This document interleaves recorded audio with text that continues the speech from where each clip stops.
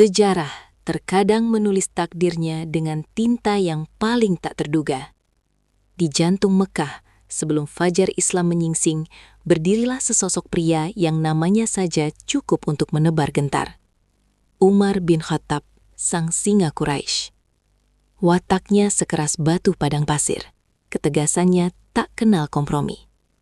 Sebagai pembela fanatik tradisi leluhur, ia memandang seruan Nabi Muhammad sebagai badai yang mengancam untuk meruntuhkan segalanya. Bagi kaum muslimin di masa awal, ia adalah bayang-bayang teror. Tangannya tak ragu menghukum mereka yang dianggap lemah dan sesat.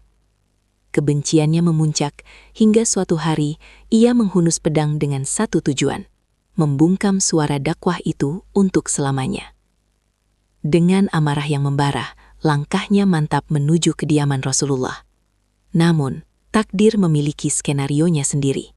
Sebuah kabar menghentikan langkahnya. Adik kandungnya, Fatimah, telah mengikuti ajaran yang paling ia benci. Seketika, arahnya berbelok.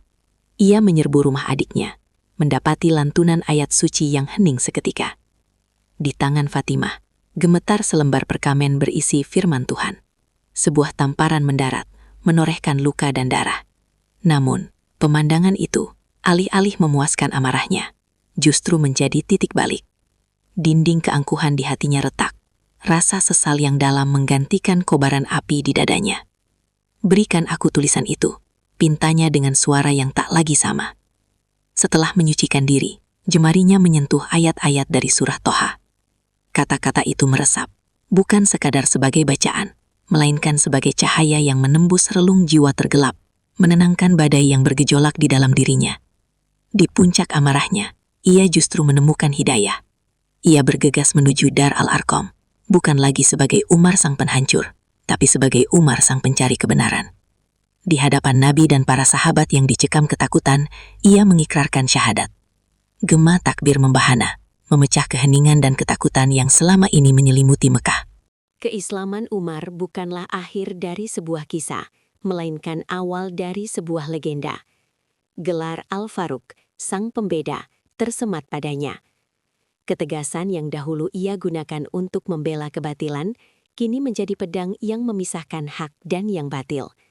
Sifat kerasnya bertransformasi menjadi perisai bagi kaum yang terzolimi. Ini adalah sebuah perubahan total, dari penentang paling keras menjadi pembela paling gigih. Ketika amanah kekhalifahan berada di pundaknya, Madinah menjadi saksi kepemimpinan yang berbeda. Di bawah selimut malam saat kota terlelap, sang khalifah justru terjaga. Dengan jubahnya yang sederhana, ia menyusuri lorong-lorong gelap, menjadi telinga bagi mereka yang tak bersuara, menjadi tangan bagi mereka yang membutuhkan pertolongan. Rintihan janda miskin atau tangis anak yatim adalah panggilan tugas yang tak pernah ia abaikan. Selama 10 tahun masa kepemimpinannya, ia tidak hanya memerintah, ia membangun peradaban. Ia mendirikan Baitul Mal, memastikan kesejahteraan rakyat menjadi tanggung jawab negara.